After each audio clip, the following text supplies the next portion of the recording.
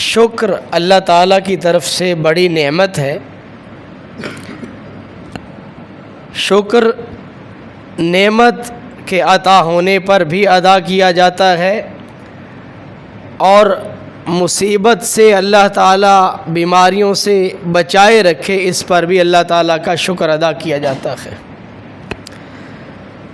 جو نعمتیں ہمیں نظر آ رہی ہیں ان پر بھی شکر واجب ہے، اور جو نعمتیں ہمیں نظر نہیں آ رہی ان کا بھی شکریہ ادا کرنا ہے۔ اسے ہم رسول پاک صلی اللہ علیہ وسلم کی مبارک ذات اور آپ کے اصحاب کی خدمت میں دیکھتے ہیں کہ وہ کیسے اللہ تعالیٰ کا شکریہ ادا فرماتے تھے۔ نعمتیں جس قدر فراوانی سے آ رہی ہیں دور حاضر میں، اسی قدر ناشکری عام زبان زد عام ہے۔ جیسی نعمتیں آج ایک عام آدمی کو میسر ہیں، یہ نعمتیں کسی دور میں وقت کے بادشاہوں کو بھی یہ نعمتیں میسر نہیں تھیں۔ مثال کے طور پہ وقت کے بادشاہ کو بھی سفر کرنا پڑتا تھا، تو اس کے لیے جتنی بھی راحت کی سواری تھی، وہ گھوڑا تھا، خچر تھا، اونٹ تھا، ہاتھی تھا، یہ سواریاں تھیں۔ جو عام آدمی کو آج سواری حاصل ہے، آرام دہ سواری، وہ اس زمانے میں بادشاہوں کو بھی حاصل نہیں تھی۔ جتنا تیز رفتاری سے آج سفر عام آدمی کر لیتا ہے، غریب سے غریب آدمی، اس تیز رفتاری سے اس زمانے میں بادشاہ بھی سفر نہیں کر سکتا تھا۔ یہ اللہ تعالیٰ نے بڑی نعمت دی ہے، اس لیے اس نعمت کا شکریہ ادا کیا جائے۔ پھر اگر بادشاہوں کو بھی پینے کو ٹھنڈے پانی کی ضرورت ہوتی تھی، تو اتنا ٹھنڈا پانی جو ایک عام آدمی برف لیتا ہے 5-10 روپے کی اور اسے استعمال کر لیتا ہے، ایسا ٹھنڈا پانی اس زمانے میں بادشاہوں کو بھی میسر نہیں تھا۔ بعض علاقوں میں ہوگا، ہر جگہ پہ میسر نہیں تھا۔ یہ بڑی نعمت ہے، اس نعمت کے ملنے پہ بھی اللہ کا شکریہ ادا کریں۔ اور بہت ساری ایسی نعمتیں ہیں جو جیسے ہوا ہے، یہ ہم پنکھا، سخت گرمی کے موسم میں ایئر کولر ہے اور اے سی ہے اور ٹھنڈے پنکھے، بالکل ٹھنڈک کا ماحول۔ بعض جگہوں پہ تو سخت گرمی میں ایسا ٹھنڈا ماحول ہوتا ہے کہ آدمی کو سردی لگنا شروع ہو جاتی۔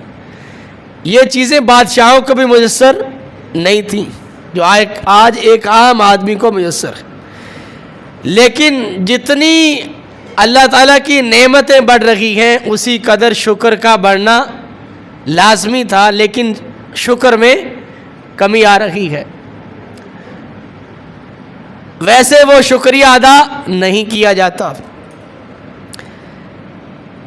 امام طبرانی نے ایک روایت نقل کی ہے، ابن عمر رضی اللہ عنہما اس کو روایت کرتے ہیں کہ ان النبی صلی اللہ علیہ وسلم مر به رجل به زمانہ فنازل وسجد، کہ آپ صلی اللہ علیہ وسلم ایک آدمی کے پاس سے گزرے اور وہ آدمی کسی پرانی مرض میں مبتلا تھا۔ اب اس کے پاس سے رسول پاک صلی اللہ علیہ وسلم کا گزر ہوا، تو آقا نامدار سید الاولین والآخرین صلی اللہ علیہ وسلم کی ذات اقدس نے اس بیمار شخص کو دیکھ کر کیا عمل کیا؟ آقا علیہ السلام اپنی سواری سے نیچے اترے اور آپ علیہ السلام نے اللہ کی بارگاہ میں سجدہ کیا کہ یہ سجدہ شکر ہے کہ اے اللہ، تیرا فضل ہے، تیرا کرم ہے کہ تو نے مجھے اس بیماری میں مبتلا نہیں کیا، میں تندرست ہوں، صحیح سالم ہوں۔ اب میں اور آپ دیکھیں کہ ہم لوگ کتنے بیماروں کو دیکھتے ہیں، اس بیمار کی حالت کو دیکھ کر ہمیں ترس تو آتا ہے، کیا ہم اللہ کی بارگاہ میں شکریہ کے 2 جملے بولتے ہیں کہ اللہ تیرا فضل ہے، تو نے مجھے اس بیماری سے محفوظ رکھا ہوا ہے؟ ہونا تو یہ چاہیے کہ ہم لوگ آ کے مسجد میں 2 رکعت نفل پڑھیں، اپنے گھر میں آ کے 2 رکعت نفل پڑھیں اور نفل ادا کرے شکرانے کے کہ اے مالک تیرا فضل ہے، تیرا کرم ہے کہ تو نے مجھے ان بیماریوں سے محفوظ رکھا ہوا ہے۔ پھر وہ اس سواری کے پاس سے ابو بکر رضی اللہ عنہ گزرے، وہ بھی اپنی سواری سے نیچے اترے اور انہوں نے بھی سجدہ کیا۔ پھر عمر ابن خطاب رضی اللہ عنہ اس بیمار کے پاس سے گزرے، آپ سواری سے نیچے اترے اور آپ نے سجدہ کیا۔ تو یہ شکریہ کا ادا کرنا۔ اب یہاں پہ ایک بیمار کو دیکھا جا رہا ہے، ایک پریشان حال کو دیکھ کر اللہ کی بارگاہ میں سجدہ شکر ادا کیا جا رہا ہے کہ مالک تیرا شکر ہے تو نے مجھے اس بیماری سے محفوظ فرمایا ہوا ہے۔ اور یہ سلسلہ صرف کسی کی تکلیف کو دیکھ کر نہیں، بلکہ اپنے احوال کو، لوگوں کے حالات کو دیکھ کر رسول پاک صلی اللہ علیہ وسلم کی ذات اقدس ایک جماعت روانہ فرمائی اپنے خاندان کے لوگوں کی، تو آپ علیہ السلام نے اس وقت ارشاد فرمایا اللہم ان لک علی ان رددتہم سالمین ان اشکرک حق شکرک، کہ اللہ اگر یہ جماعت صحیح سالم واپس آ جاتی ہے تو میں تیرا ایسا شکریہ ادا کروں گا جیسا تیرا شکریہ ادا کرنے کا حق ہے۔ وہ چند دنوں بعد وہ صحیح سالم واپس تشریف لے آئے تو رسول پاک صلی اللہ علیہ وسلم کی ذات اقدس نے ارشاد فرمایا الحمدللہ علی سابغ نعم اللہ، کہ اے اللہ میں تیرا کامل نعمتوں پر شکریہ ادا کرتا ہوں۔ اب صحابہ رضوان اللہ علیہ مجمعین فرمان لگے یا رسول اللہ صلی اللہ علیہ وسلم، آپ نے تو یہ بات ارشاد فرمائی تھی کہ جب واپس آ جائیں گے میرے رشتہ دار تو میں اللہ تعالیٰ کی جو ذات کا شکریہ ہے اس کا حق ادا کروں گا۔ تو آپ علیہ السلام نے ارشاد فرمایا کہ میں نے شکریہ کا حق ادا کر نہیں دیا۔ اب صحابہ دیکھ رہے تھے پتہ نہیں اللہ کی ذات کا شکریہ کیسے ادا کریں گے، اس کا مخصوص انداز ہوگا۔ تو آپ علیہ السلام نے جو شکریہ کے الفاظ بیان فرمائے وہ تھے الحمدللہ علی سابغ نعم اللہ، اللہ کی کامل نعمتوں پر اللہ کا شکریہ ادا کرتا۔ تو ہر حال میں شکر کے کلمات زبان سے جاری رکھیں، خواہ نعمت نظر آئے خواہ نعمت نظر نہ آئے۔ عائشہ رضی اللہ عنہ سے مروی ہے کہ عائشہ رضی اللہ عنہ ارشاد فرماتی ہیں کہ کوئی بندہ پانی پی لے، خالص پانی پیے، اور وہ پانی آرام سے اس کے پیٹ میں چلا جائے، وہ پانی آرام سے اس کے پیٹ میں چلا جائے، وَيَخْرُجُ بِغَيْرِ أَذًا إِلَّا وَجَبَ عَلَيْهِ الشُّكْرُ، اور وہ پانی اس کے جسم سے صحیح سالم بغیر تکلیف کے نکل جائے، اس پر بھی شکر واجب ہے۔ دن رات میں اور آپ نعمتیں استعمال کرتے ہیں، لیکن ان نعمتوں کے استعمال کرنے پر جیسا شکریہ ہمیں ادا کرنا چاہیے ویسا شکریہ ادا نہیں کرتے۔ اللہ تعالی ہمیں اس کی توفیق نصیب فرمائے کہ ہماری عادت بن جائے شکریہ ادا کرنے کی، ہر حال میں زبان پر شکریہ کے کلمات جاری رکھیں۔ عمر ابن خطاب رضی اللہ عنہ قربان جائیں، عجیب ان لوگوں کی تربیت آقا علیہ السلام نے فرمائی تھی اور عجیب رنگ ان کے اندر بھر دیا تھا۔ عمر رضی اللہ عنہ ایک آدمی کے پاس سے گزرے اور وہ آدمی کوڑ کے مرض میں مبتلا تھا، اور پھر اکیلا کوڑ کے مرض میں مبتلا نہیں، وہ نابینا بھی تھا۔ ایک تو کوڑ کا مرض، دوسرا نابینا۔ اب ایک آدمی بیمار ہے، نابینا ہے، اسے آپ بول کے کچھ سمجھائیں گے تو وہ سمجھ جائے گا، اور یہ نابینا بھی تھا اور یہ آدمی گونگا بہرا بھی تھا۔ یعنی اسے آپ ہاتھ سے دبا کے ہی کچھ سمجھا سکتے اشارے سے، ورنہ یہ دیکھ بھی نہیں سکتا، گونگا بھی ہے، بول نہیں سکتا، بہرا بھی ہے، سن نہیں سکتا، اور اوپر سے کوڑ کا مرض ہے۔ ایسا مبتلا شخص، تو عمر رضی اللہ عنہ نے جو آپ کے ساتھ تھے، فقال لمن معه هل ترون، ان سے کہا کیا تم اس شخص پر کوئی نعمت دیکھتے ہو؟ ایسا شخص جو کوڑ کے مرض میں مبتلا ہے، اندھا بھی ہے، بہرا بھی ہے، گونگا بھی ہے۔ تو عمر رضی اللہ عنہ نے اپنے ساتھ جو آپ کے اصحاب تھے ان سے امتحان لیا کہ اس پہ کوئی نعمت ہے؟ تو انہوں نے کہا قالوا لا، کوئی نعمت نہیں ہے، یہ تو بیچارہ کوڑی بھی ہے اور اندھا بھی ہے اور بہرا بھی ہے اور گونگا بھی ہے، اس پہ کیا نعمت ہے؟ تو عمر رضی اللہ عنہ نے فرمایا بلا الا ترون یبول فلا یعتصر ولا یلتوی یخرج به بولہ سہلا فہذہ نعمت من اللہ، کیا تم دیکھتے نہیں یہ آدمی آرام سے سہولت سے پیشاب کر لیتا ہے، اور اس کا پیشاب قطرہ قطرہ کر کے تکلیف دے کے اٹک کے نہیں آتا، اور یہ بھی تو اللہ کی بڑی نعمت ہے۔ ہر حال میں مالک کی نعمتوں کی طرف متوجہ کیا۔ یہ رسول پاک صلی اللہ علیہ وسلم کی ذات اقدس کی تربیت تھی کہ آپ کے صحابہ ہر حال میں اللہ کی طرف شکریہ ادا کرنے والے۔ ابو الدرداء رضی اللہ عنہ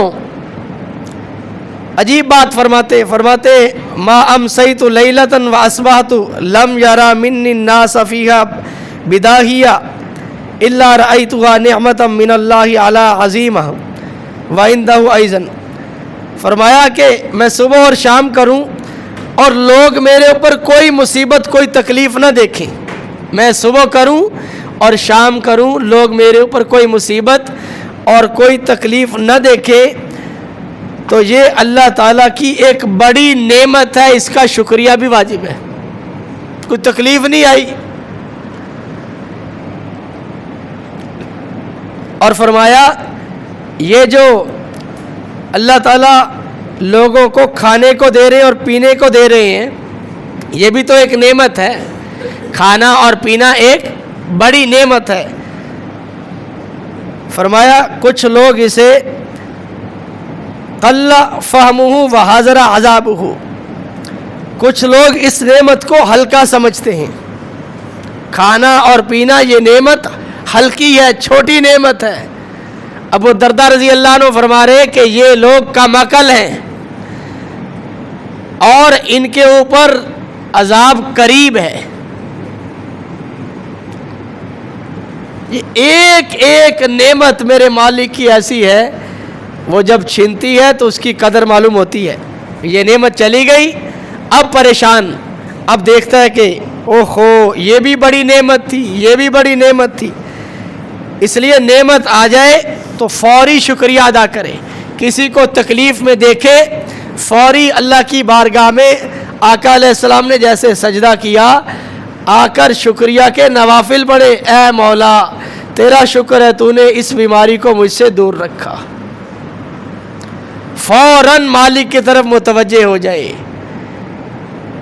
اور رسول پاک صلی اللہ علیہ وسلم کی ذات اقدس کا جو عمل تھا کہ آپ علیہ الصلوۃ والسلام نعمتوں کا شکریہ ادا کرتے، عجیب صحابہ کی زندگی اور عجیب صحابہ کے معاملات۔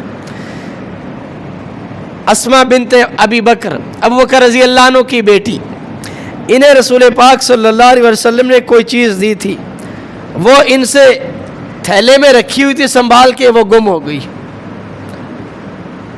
اب یہ اسے تلاش کر رہی ہیں، وہ بیٹا بھی دیکھ رہا ہے بھی اماں جان بڑی تلاش میں لگی ہوئی ہیں۔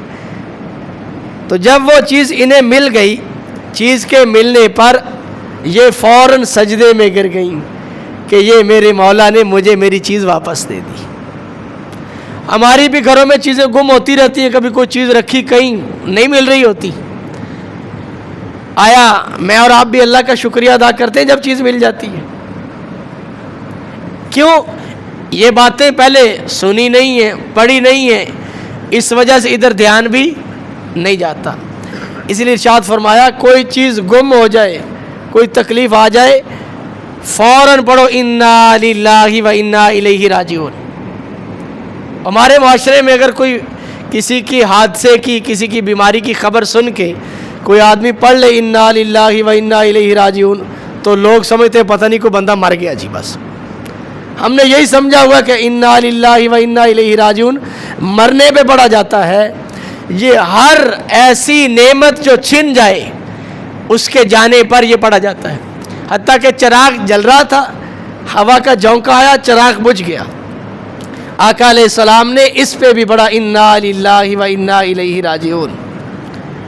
پوچھا کہ اس پہ بھی پڑھیں گے؟ فرمایا ہاں یہ بھی نعمت تھی، اس سے روشنی حاصل کر رہے تھے، وہ روشنی سے چند لمحوں کے لیے محروم ہو گئے، تو اس لیے ہر حال میں مالک کا شکریہ ادا کرنے میں لگے رہیں، خواہ نعمتیں نظر آئیں خواہ نعمتیں نہ نظر آئیں، اور خواہ صبح و شام کچھ بھی ہمیں کوئی چیزیں ملتی نظر نہیں آ رہی، لیکن جو میسر ہے اس پہ بھی شکریہ ادا کریں۔